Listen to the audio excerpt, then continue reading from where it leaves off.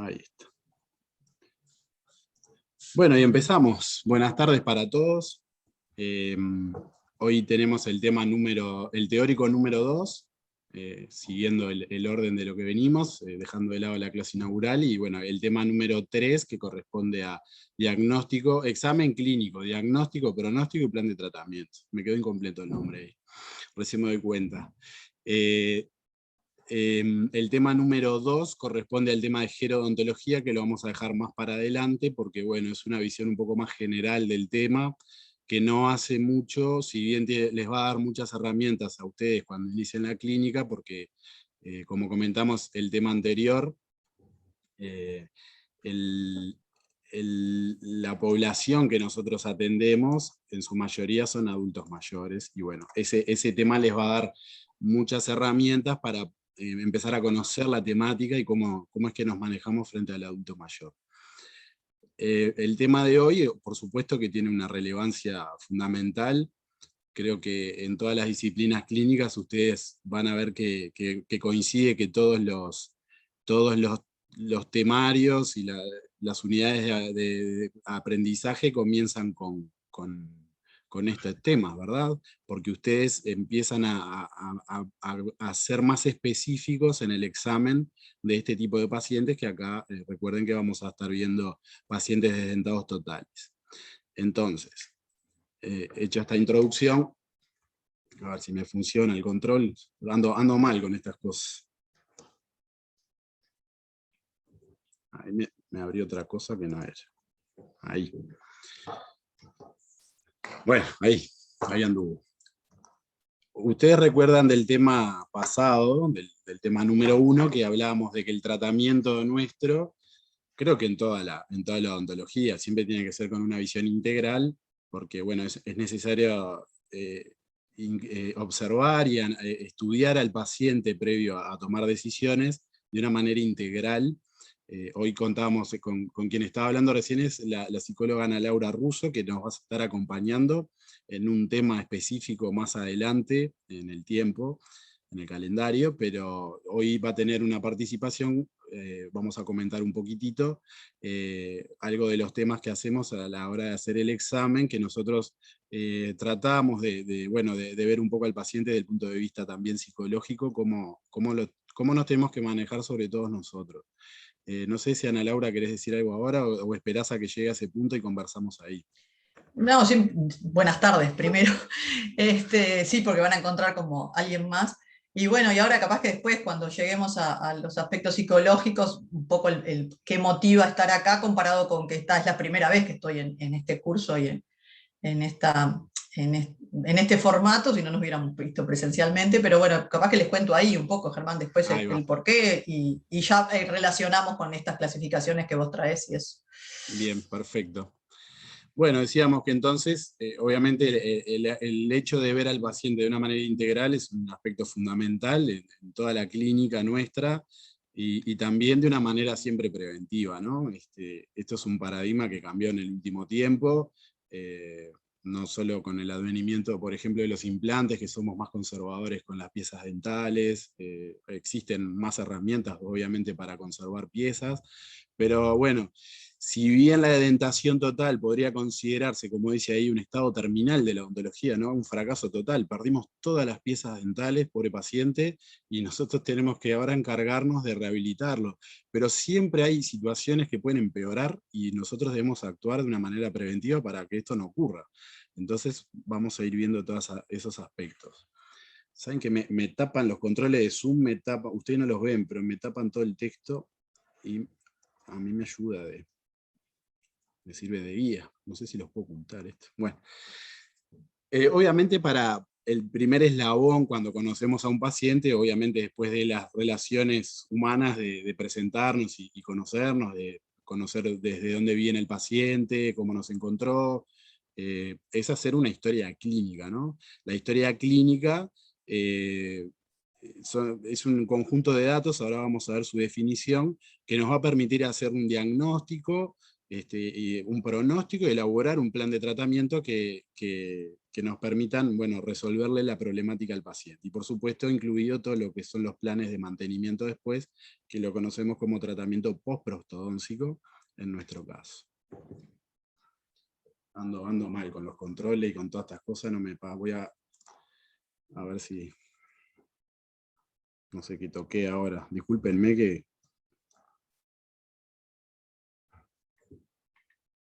No sé, no me avanza la presentación. Germán, Dime. acá no se ve perfecto. Digo, de repente te afecta a No, vos. ya sé, por eso, pero es por eso mismo.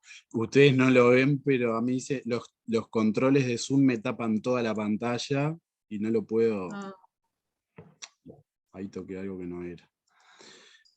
Y no me corren las diapositivas. Ahí me apareció la vista del presentador. Está rebelde esto. Pérdida de tiempo.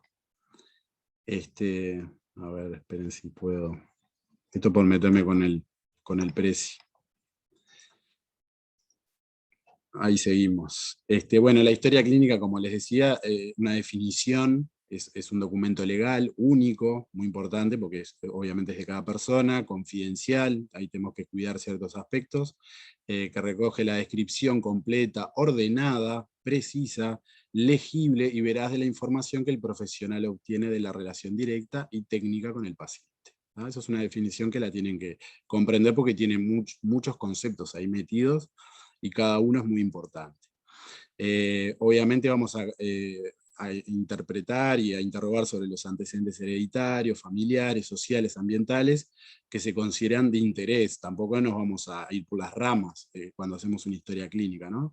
Y bueno, de todos esos datos que nosotros vamos recabando, vamos a poder hacer un final de todo esto, que es plantearnos la toma de decisiones a la hora de hacer un tratamiento, ¿no? Incluye también, bueno, los exámenes ahí complementarios, como exámenes radiográficos, de laboratorio y todo lo que se considere necesario. Y siempre es muy importante mantener de manera prolija lo que es un parte diario, ir a medida que vamos avanzando en el tratamiento, ir consignando en la historia clínica todas las etapas que vamos cumpliendo.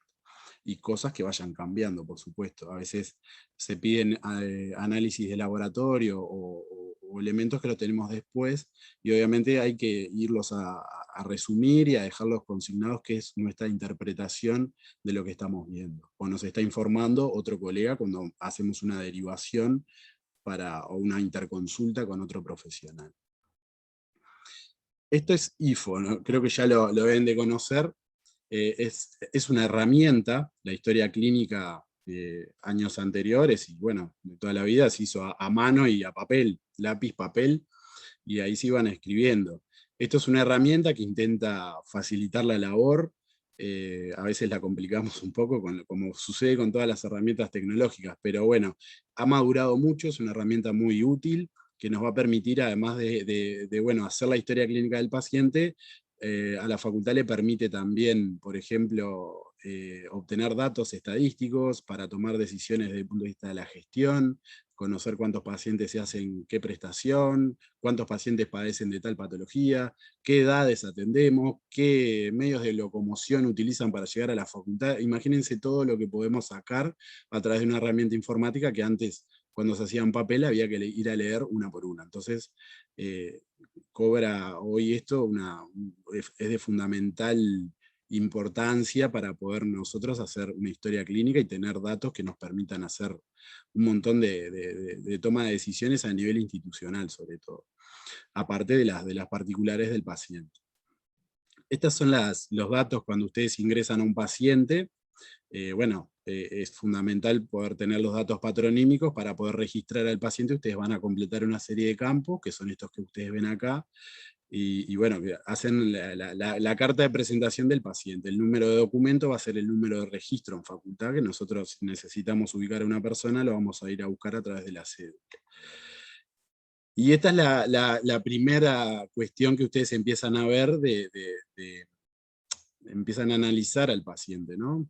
Crean una atención para poder, dependiendo de la clínica donde estén ubicados, acá ven las distintas acá van a poder elegir, acá justo lo dejé por gusto, ¿no? Obviamente, prostodoncia removible total, acá van a encontrar todo el resto de los espacios clínicos de facultad, acá van a seleccionar el tipo de atención, y acá la persona que lo va a hacer. Y acá tienen el motivo de consulta. Esto es una tabla que les permite a ustedes, de manera rápida, seleccionar cuál sería el motivo de consulta. Capaz que hay otros, y ustedes lo pueden consignar más abajo.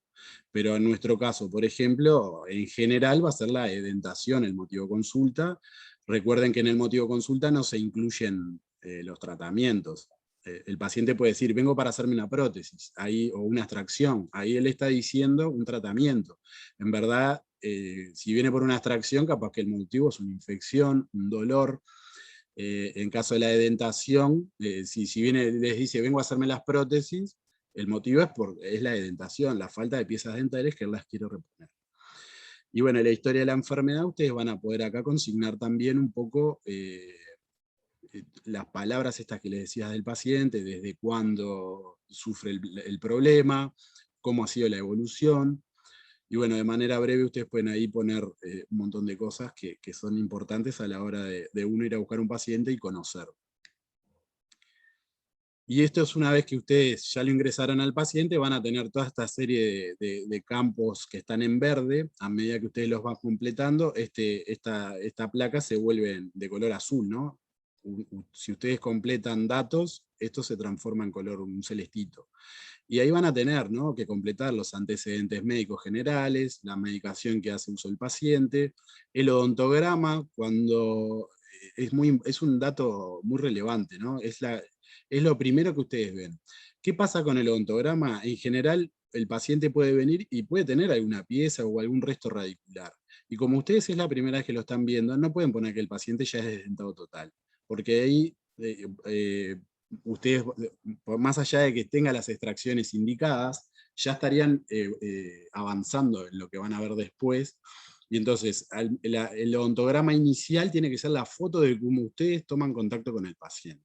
Ya les digo, si hay restos radiculares, van a notar pieza con caries, bueno, y ustedes saben mejor que yo hacer el odontograma, así que lo van a ir completando. Y así también, si hay piezas dentales, en sintomatología periodontal tienen como una cuestión media resumida, donde pueden ahí diagnosticar de manera rápida si existe enfermedad periodontal evidente, y ahí van a pasar a lo que es un estudio más completo, que es el periodontograma, que con seguridad lo vean en la integrada 2, con los compañeros de operatoria dental, van a ver todos estos en más detalle.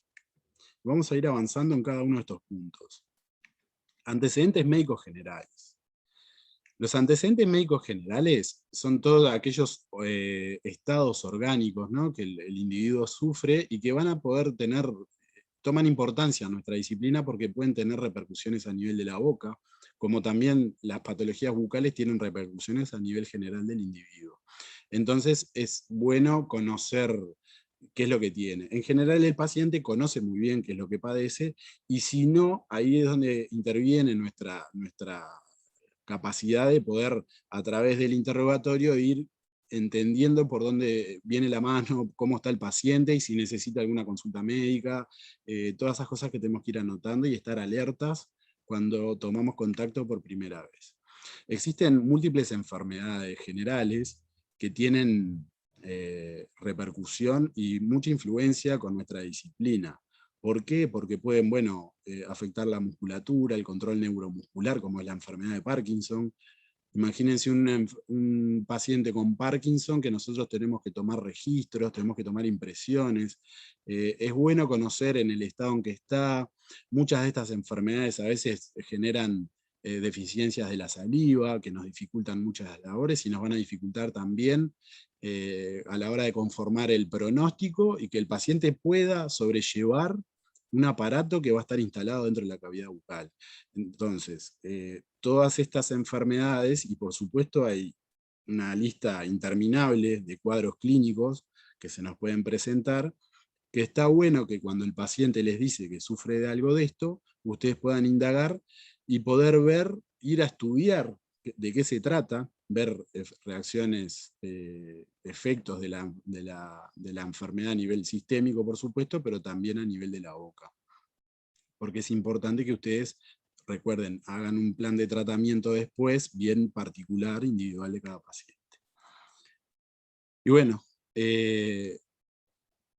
esto, como les decía, nos va a determinar más adelante, cuando ya empecemos a pensar en los tratamientos, porque hay situaciones que nos pueden requerir la consulta con otros profesionales para, por ejemplo, enfrentar extracciones dentales o preparaciones quirúrgicas. A veces necesitamos hacer alguna preparación quirúrgica, resección de tejidos blandos. Ahora vamos a ver también más adelante algo de patología bucal.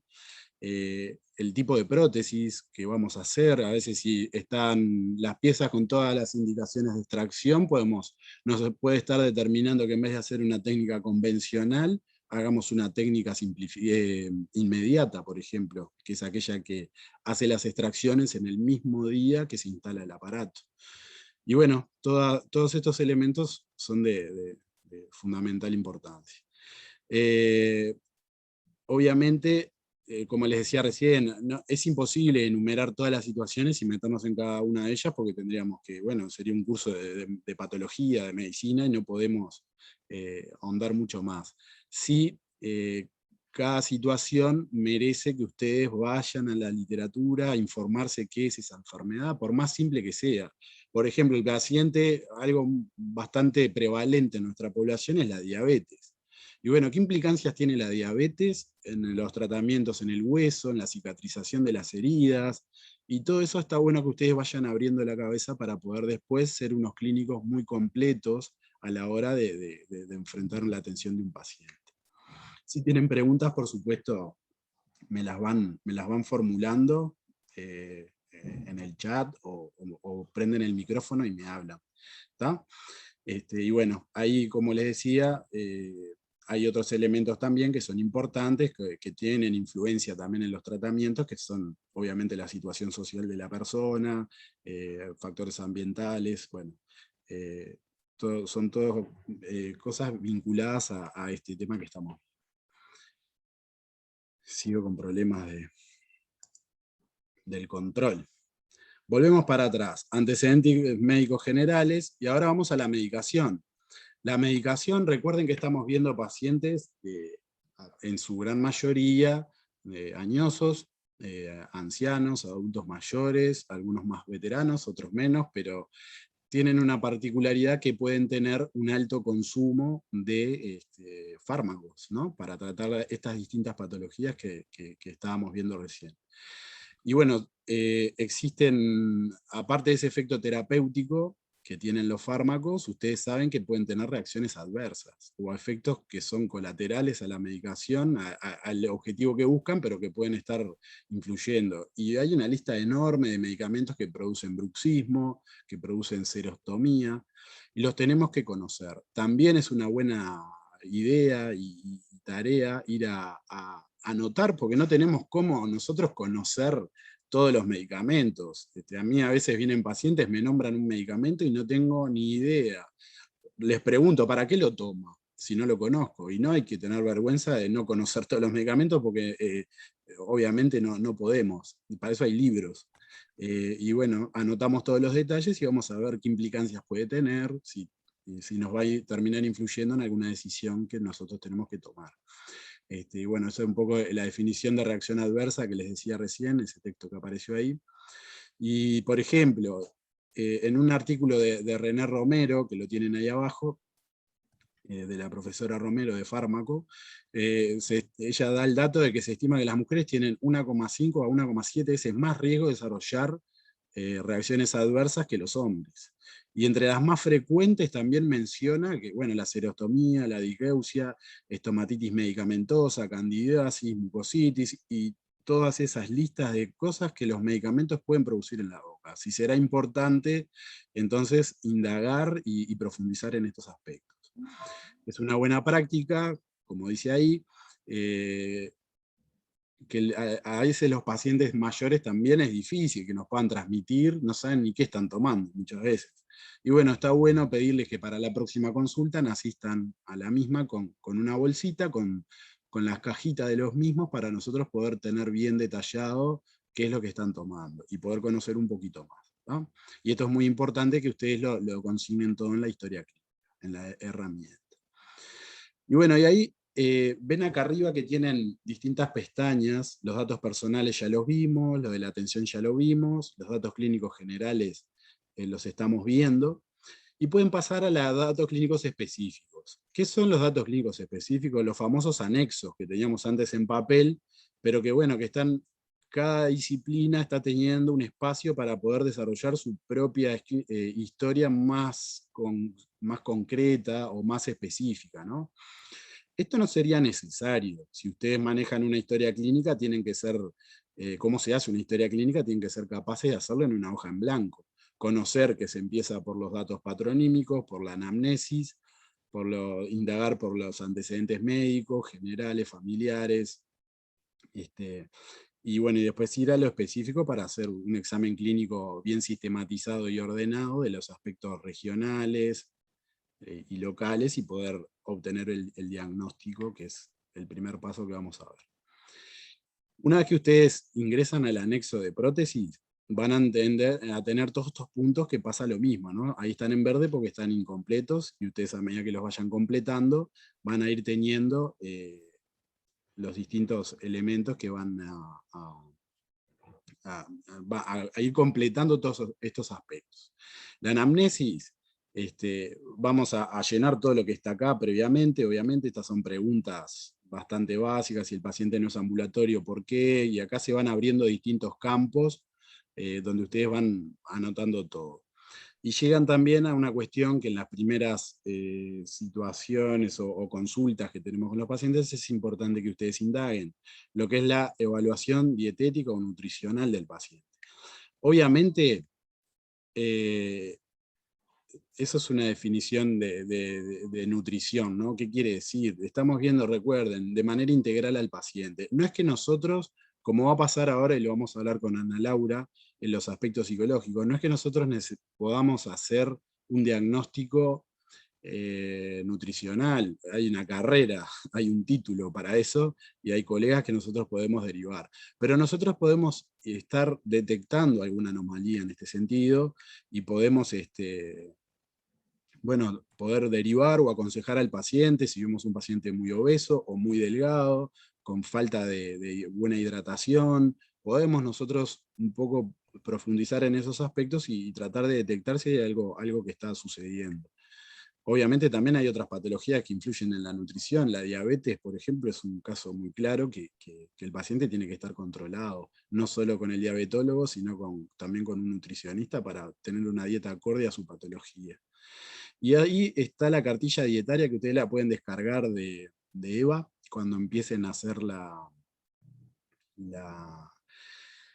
historia clínica de sus pacientes. La tienen que traer impresa. ¿Por qué? Porque la va a hacer el paciente. Ustedes, o sea, no lo podemos ustedes después la van a subir a IFO, lo que traiga el paciente, pero está bueno que ustedes se lo den impreso para que el paciente pueda abarcar todos estos días e ir anotando todas las cuestiones, los aspectos alimenticios de él, y ustedes poder detectar si el paciente les escribe que no toma agua.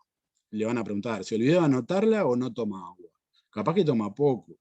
Capaz que ustedes miran y come solo frito, no come ninguna fibra, no come ningún grano, no come... Y ahí hay elementos que ustedes pueden decir, opa, ¿qué pasa acá? Vamos a tratar de trabajar estos aspectos porque nos pueden estar jugando en contra de nuestro tratamiento, y lo más importante es la salud del paciente, por supuesto. Y bueno, imagínense que los trastornos pueden venir producto de la problemática que está teniendo el paciente en este momento, pero también hay otros elementos. Existen, bueno, la masticación obviamente es producto de la falta de dientes muchas veces, o de prótesis mal realizadas, o en estado ya de mucho desgaste por muchos años de uso. Existen dietas de adelgazamiento, aunque parezca mentira. Muchas personas se autorregulan su dieta y hacen locuras que a veces nosotros podemos estar detectando y también derivando para resolver esto. A veces es falta de información, a veces hay costumbres familiares, por ejemplo el mate. El mate es una costumbre del país, regional, pero sobre todo el Uruguay, y a veces el paciente lo puede tomar muy caliente y nosotros tenemos que estarle diciendo de que, bueno, que hay cosas que hay que modificar, ¿no? Y bueno, y ahí tienen otros aspectos más específicos, como por ejemplo los alimentos en los hogares para ancianos, que muchas veces, si no tienen también un profesional a cargo, pueden ser un poco deficientes o mal regulados. Y acá llegamos a lo que es el perfil psicológico del paciente. Ustedes, no es que van a hacer un diagnóstico, ahora vamos a profundizar bien en esto, no es que nosotros vayamos a hacer un diagnóstico, y no es que, acá esta frase capaz que está un poco errada, y Ana Laura corregime, y participá ahora, pero lo que el odontólogo necesita tenemos que conocer si hay una patología, ¿verdad? Eso lo tenemos que conocer como el resto de las patologías. Pero nosotros tenemos que interpretar básicamente el estado del paciente para conocer dónde estamos parados y qué herramientas necesitamos para poder llevar adelante nuestra disciplina, ¿no? nuestra intervención como profesionales de la salud bucal. Entonces, a partir de esto, varios autores han tratado de esquematizar esto o simplificarlo. Y bueno, uno fue House, que es de la década de 1930. House lo que hacía es etiquetar básicamente a los pacientes, según su experiencia, en 4 grandes grupos que los tienen ahí. Bueno, el filosófico es el paciente que quizás quisiéramos que nos toque a todos. Algo vimos la vez pasada y yo les dije que hoy vamos a profundizar un poco más. Estos pacientes, bueno, son esos pacientes buena onda, que vienen con ganas a recibir el tratamiento, que vienen a compartir con ustedes. Ya les digo, es el que a todos nos gustaría que nos toque, pero eso no es así. Esa no es la vida misma. La vida misma implica que también hay personas complicadas, que necesitan de ser escuchadas, necesitan un intercambio con nosotros un poco más.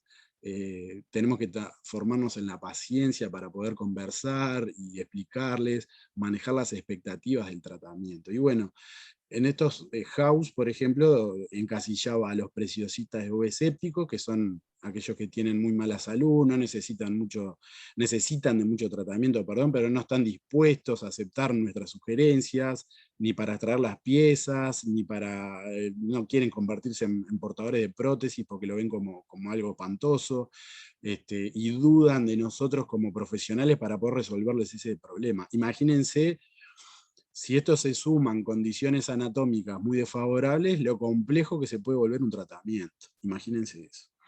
Después también describe los histéricos o críticos. Estos pacientes son negligentes, le tienen miedo a la consulta, a las distintas maniobras nuestras, y bueno, y no están dispuestos a tratarse de adaptarse a una prótesis.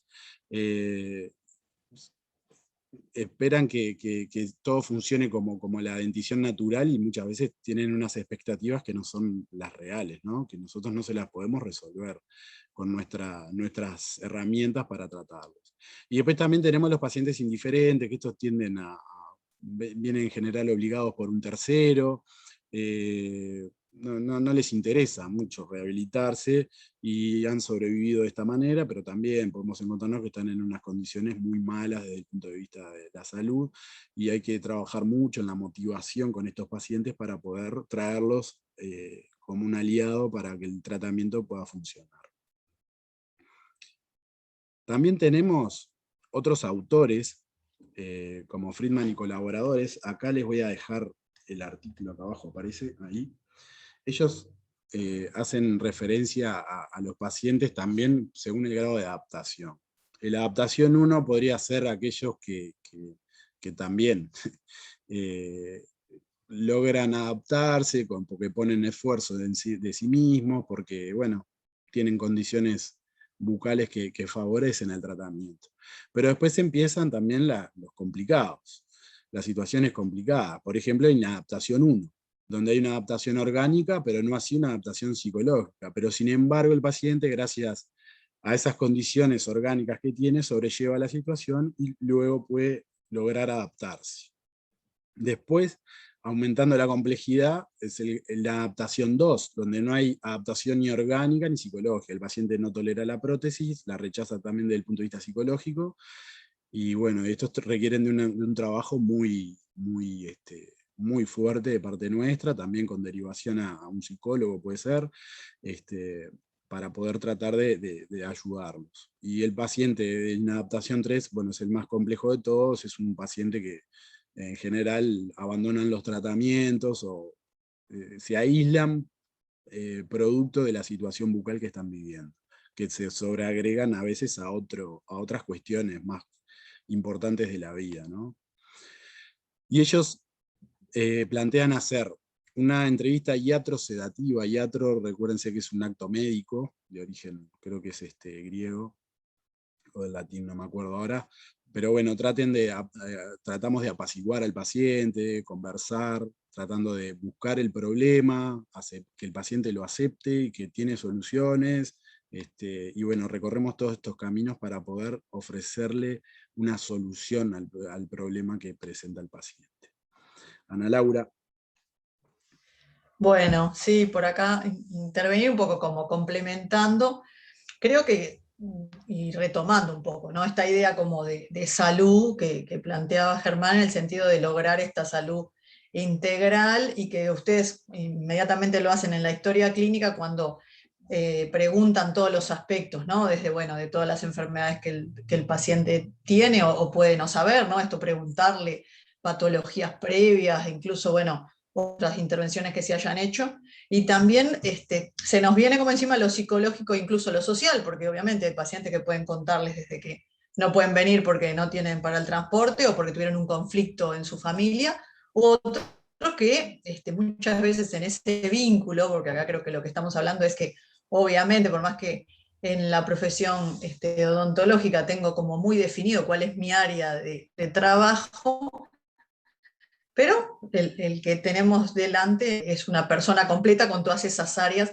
en las cuales la psicología es una, creo que tan importante como lo biológico, lo social, y creo que un poco esto, ¿no? Lo que decía Germán al principio, bueno, claro que no le voy a hacer un diagnóstico ni nutricional ni psicológico, pero sin embargo, esas características de personalidad, llamémosle así en principio, porque parece muy, muy profundo, pero invaden la consulta, invaden el tratamiento. El vínculo hace que, bueno, que el odontólogo esté más cómodo o menos cómodo para trabajar, y empiece esta cuestión de ya prever que cuando el paciente viene, sé que o me va a preguntar demasiadas cosas o no me va a dar corte en alguna. O sea, creo que el odontólogo rápidamente percibe, observa estos comportamientos, aunque no tenga ninguna noción de la psicología. Es algo que se da en el vínculo mismo que se da en cualquier otro vínculo que nosotros establecemos de vida. La diferencia es que acá hay un profesional que es el responsable, un sujeto que viene con una demanda y nos viene a pedir algo, y nosotros tenemos que, en principio, podríamos decir, estamos como para atender esa demanda, no sé si satisfacerla, porque muchas veces se le dicen cosas al paciente que no son las que esperan, por ahí esta clasificación de House que utiliza el profesor. Lo que pasa que, claro, si que nosotros vamos a tener después una clase como para profundizar capaz que un poco esto de las características. Tenemos, es verdad, la psicología utiliza clasificaciones, ni que hablar que hay test, etcétera, etcétera, pero como no es el área, uno trata en pocas preguntas o algunas conductas o algunas consultas ya poder identificar esto. Creo que eso es un poco lo más importante, o sea, que no dejarse como invadir con eso que el sujeto trae, pero sí escucharlo y atenderlo. Y ni que hablar, registrarlo. Creo que esto de la clasificación, más allá que esto lo hemos conversado con Germán, House es una clasificación vieja y eso, sin embargo, sigue presente, o sea, sigue siendo citado porque se ve que de alguna manera es que tampoco creo que yo me entré un poco a leer esto, a indagar, no sé, por allá por la década del 30 o del 20, si, de dónde había sacado esto, si había sistematizado tantos datos y eso, no sabemos. Lo que sí es verdad que en esas 4 perfiles, llamémosle así, de personalidad o características generales, hay algo de esto, ¿no? Nosotros podemos plantear que, bueno, cuando llegan estos pacientes, si son o más amigables, o son más indiferentes, o son más estos que se persiguen más y preguntan todo, o desconfían de ese vínculo, ¿no? O sea, la gente se presenta mismo como es. Y captar el odontólogo esto, obviamente creo que ya está dándose cuenta, bueno, con este me va a llevar más sesiones, con este no me va a llevar tanto. Creo que eso en general, eso en cualquier vínculo. Por eso yo hoy al comienzo, que no les comenté, pero ahora estaba mirando ahí como los nombres de ustedes, estaba haciendo cuenta que ustedes están en tercero. Yo estoy desde el 19 en facultad, o sea, capaz que con algunos me he cruzado, o en alguno de los cursos de primero, o incluso en el 19 llegamos a trabajar en la clínica, en la 1, en la de segundo. Claro, el año pasado fue catastrófico, no nos pudimos ver, o sea que en la clínica 2 no trabajamos, o sea que el año pasado nos quedó como un bache, pero este año vuelvo otra vez a la 1, no sé hacia la 2. La idea es aportar un poco más desde la psicología en estas cuestiones, ¿no? En la atención, en el vínculo, en la noción de salud, y también como que desde el grado, y el odontólogo tenga como algunas clases de dónde trabajar estos aspectos, porque lo que es verdad es que en la clínica a veces desborda mucho y uno puede asumir, ¿no? El profesional puede asumir una postura de no escucha, ¿no? Dice, bueno, yo vengo a lo mío, mi idea es poner la prótesis. Por más que uno desee eso, eso no va a pasar si en ese vínculo se establecen algunos o fallos en la comunicación, ¿verdad? Eso es otra cuestión que no es estrictamente de la psicología, pero tiene que ver con cómo nos expresamos o cómo le explicamos, si entiende, no malinterpreta. O sea, ¿no? Muchas veces se da esta cuestión de que uno dice una cosa y el paciente entiende otra cosa, o no escucha bien, que pueden ser mil motivos, ¿no? Si escucha, si comprende, si está atendiendo, si nosotros nos expresamos bien. ¿Con esto qué quiero decir? Que trabajar el vínculo en las profesiones, en cualquiera, pero en la de la salud, más cuando están estas situaciones, ¿no? Es una profesión invasiva en el sentido de que está trabajando con una parte del cuerpo del otro. Esto de los significados, ¿no? De las prótesis, hay mucha bibliografía para ver en cuanto a la valoración y autovaloración de la persona, ¿no? En estos perfiles que tú traías, Germán, de bueno, es indiferente, que no le gusta, quizá debe haber algo de la autoestima de ese sujeto, algo que él no tiene interés en agradarse ni a sí mismo, lo estético no es importante, puede haber un trastorno más relacionado con la depresión, porque se deja, porque se abandona, etcétera, etcétera, como también podemos tener el opuesto, aquel que quiere que quede exactamente perfecto, necesita mostrarse, está más en los aspectos más narcisistas. Pero bueno, por ahora estos titulares era como decir que ahora capaz que atender a esto, o yo estoy acá un poco para la presentación, y después vamos a ver cuando trabajemos, creo que era más o menos por agosto, si lo hacemos en una modalidad más teórica o teórica práctica, porque la idea es que ustedes esto lo articulan con la clínica misma. Porque una clase teórica de psicología la ven en cualquier manual, buscan un artículo y lo leen. La idea es que con ustedes, si se pudiera, ¿no? Ya capaz para el semestre que viene, o prontamente estar en la clínica, que podamos articular situaciones que se den y que las podamos traer y que ahí sí la psicología ayude cercanamente. E incluso esto, cuando hago una interconsulta, le pregunto a un psicólogo, o a veces puedo tener que preguntar, no sé, un asistente social, si el sujeto veo que está en condiciones muy horribles de vida y no tiene redes, porque también se trabaja mucho en cuestión de la red o del equipo interdisciplinario, podríamos decir. ¿Y qué pasa eso cuando hay que hacer una derivación? No todo el mundo lo acepta, no lo escucha, se enojan, a veces no, porque uno sería que me estás tratando, que estoy mal. Esas cuestiones que son de detalle, vamos a tratar como de buscarle como un vocabulario, o un cuándo, o cómo, o no lo tengo que hacer yo, lo tiene que hacer otra persona, o me tiene que ayudar esa otra persona. Creo que todo eso está implícito en mejorar de alguna manera los vínculos de la clínica, o adelantarnos, o saber que estas cuestiones existen y estos sujetos, por lo menos tener un pantallazo de estas características de personalidad para que tampoco para que no, si no el odontólogo, será culpa mía, capaz que yo hice algo mal y entonces estoy... Bueno, Y ahí, no, ahí eso que planteas es muy importante porque obviamente nosotros hasta ahora, al no tener formación en estos aspectos, lo hacemos de manera completamente autodidacta y utilizando el sentido común de las claro, relaciones más humanas. intuitivo, capaz que, Pero claro. bueno, estamos en una profesión donde nos tenemos que obviamente manejar con elementos siempre científicos, y existiendo esto, es increíble que siglo 2021 recién estemos vinculándonos así, y haciendo esta multidisciplina que enriquece todos los productos finales que vamos a obtener con los pacientes, siempre van a ser mucho mejores. Y que Bueno, a así ellos que les quede claro va por también, ¿no? ahí. Que a nosotros nos van a brindar, como docentes también, nos van a brindar muchas herramientas, porque obviamente no tenemos carencias en estos aspectos. Claro. Sí, sí, la idea es esa, o sea, ya lo conversaremos ahí como en un pedacito capaz que algún teórico o un teórico práctico, y que se pueda como articular o eso, iluminar algunas áreas que nos parece que no, pero quizá nos puedan facilitar y hasta ahora no estaban al alcance o no se habían dado como las condiciones, pero ahora en realidad es esto, ¿no? Un poco desde el 19 está la idea de que en todos los años del grado haya algo de de lo psicológico, que no sea solo aquella optativa que tenían más creo que en cuarto o quinto, sino que desde el comienzo. Así que nos vamos a estar viendo con estos temas. Muy bien, muchas gracias Ana Laura.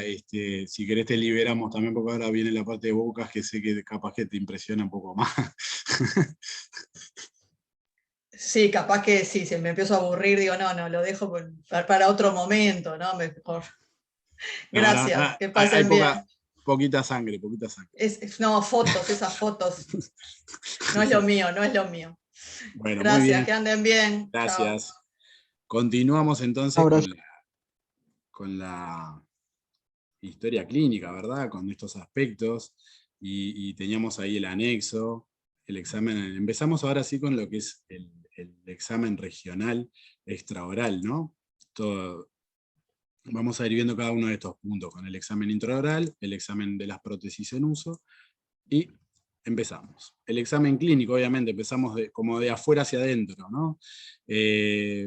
A veces tenemos que tener un concepto claro. El examen es tratar de identificar los signos y síntomas del paciente y tratar de que nos guíen para poder después arribar a un resumen de todo eso, que es un diagnóstico, y nosotros emitir un juicio de todo ese examen que estamos haciendo.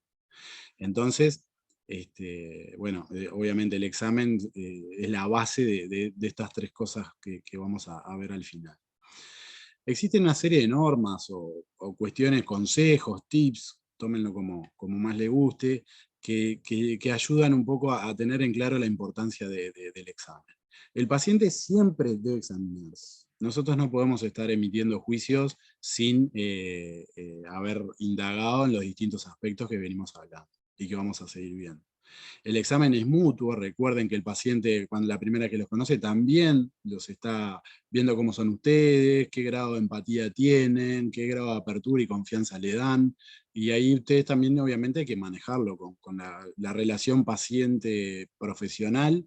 Ustedes cuando estén sentados al lado, siéntanse como el profesional tratante que lo son, y van a tener que manejarse con los códigos sociales que nos manejamos todos en una clínica. La primera visita, bueno, estas son normas que vienen un poco de libros más viejos, pero que están buenas tenerlas. La primera visita genera un impacto muy importante en lo que se lleva la imagen el paciente de nosotros, como nosotros también estamos con todos los radares prendidos para detectar de todas estas cosas que venimos hablando. Dejar que el paciente hable, escucharlo. Obviamente hay que dirigir nosotros mismos el interrogatorio y las preguntas, porque a veces a los pacientes les gusta hablar y se van por las ramas, y bueno, no es el caso, pero dejar que comente al foco apagado, le decimos, no prender el foco como ya ir directo al grano, sino conversar, qué expectativas tiene, conocer cómo le fue antes, y bueno, y qué podemos ir sacando para nosotros ir identificando, sobre todo los motivos de consulta. A veces el paciente viene con, el motivo de consulta es estético y tiene unas expectativas enormes, y nosotros tenemos que saber que ahí vamos a tener que trabajar mucho, a ver si lo podemos ayudar realmente. No apresurarse, no tomar pasos en falso, bueno, conducir el interrogatorio ya se los decía, y bueno, no siempre se logra obtener del interrogatorio una opinión definitiva. A veces nosotros necesitamos, se me pausó no sé qué toqué, ahí. Necesitamos a veces tomarnos nuestro tiempo para ir tomando, para poder emitir conceptos y conclusiones, ¿no? También no ir a actuar, tomar una conducta clínica, hacer algo, a no ser que sea una emergencia médica, pero no lo vamos a hacer, ¿no? No vamos a ir a tomar una impresión sin antes haber analizado y saber qué es lo que vamos a hacer. Eso parece medio obvio. Obviamente consignar todo en la historia clínica, palpar el terreno. Muchas veces miramos y creemos que, por ejemplo, vamos a ver cuando hacemos el examen local, vemos un terreno precioso para hacer una prótesis, y cuando lo vamos a tocar es todo blando, y ya se nos viene el alma al piso ahí con lo que podemos lograr. Sistematizar, o sea, ser ordenados desde la historia clínica, así como en el examen, ir ya les digo, de las partes más generales a lo más específico. no adelantar opinión y no tomar impresiones de inmediato. Bueno, esto es un poco a lo que les decía, no actuar ni opinar antes de hacer el examen clínico. No vamos a ir a tomar las impresiones, o hay quienes la toman en la primera visita del paciente, no está mal, yo lo hago muchas veces, pero bueno, hay que, primero es conversar con el paciente y ver qué estamos haciendo, ¿no? Y bueno, y siempre tiene que ser debe ser un examen de rutina, pero no ser rutinarios en el examen. ¿Qué quiero decir con eso? Que no debemos de caer en que como todos los pacientes son iguales, siempre voy a estar, y voy a apagar quizás los radares que les decía recién, y me voy a perder de determinadas cosas. Cada paciente es diferente. Entonces es muy importante que ustedes puedan, estoy con problemas con la, ahí, puedan tener los radares bien prendidos para poder detectar cualquier cosa, pero siempre manteniendo una orden y una rutina del examen. Y bueno, el examen regional involucra obviamente la cara y el cuello, buscando los procedimientos, patologías o anomalías que de existir deben de ser tratadas, ¿no? Obviamente hay elementos que pueden ser muy importantes en la influencia de nuestro tratamiento. La cara, por ejemplo, en los aspectos estéticos, o ver el grado de necesidad de recomposición de las cosas que necesitamos. La articulación temporomandibular se ve con la dentación total, una pérdida de uno de los componentes del sistema estomatognático, y las articulaciones pasan a funcionar de manera adaptativa, con patología muchas veces. Sistema neuromuscular, por supuesto, que influye. Entonces, vamos a... Esto es una pavada que ahora les muestro qué es, pero bueno. Obviamente de la cara nos interesa ver la tez, por el tema de la coloración de los dientes, por ejemplo, la forma, si hay asimetrías, los perfiles, si existen particularidades que nosotros debemos de anotar, por ejemplo, patologías de piel. Y bueno, esta era la pavada que les decía. Nosotros el rostro, por ejemplo, tenemos acá en Godín un rostro básicamente triangular. En Cáceres tenemos un rostro ovoideo, y en Nández tenemos un rostro más bien cuadrado o rectangular. Eso nos interesa porque lo podemos vincular con la forma de la cara, ¿no? Tenemos que ver las arrugas, pueden estar, hay arrugas que van a, surcos que siempre van a estar, las arrugas radiales estas del labio. Nosotros tenemos que ver qué grado de profundidad tienen y cómo nosotros lo podemos resolver. No con la finalidad de retirarlas completamente, de eliminarlas, vamos a llenarle la boca al paciente con una prótesis muy voluminosa, con ese fin, y que después nos traiga problemas de estabilidad, por ejemplo. Entonces tenemos que lograr esos equilibrios entre lo que es la estética y la función del aparato.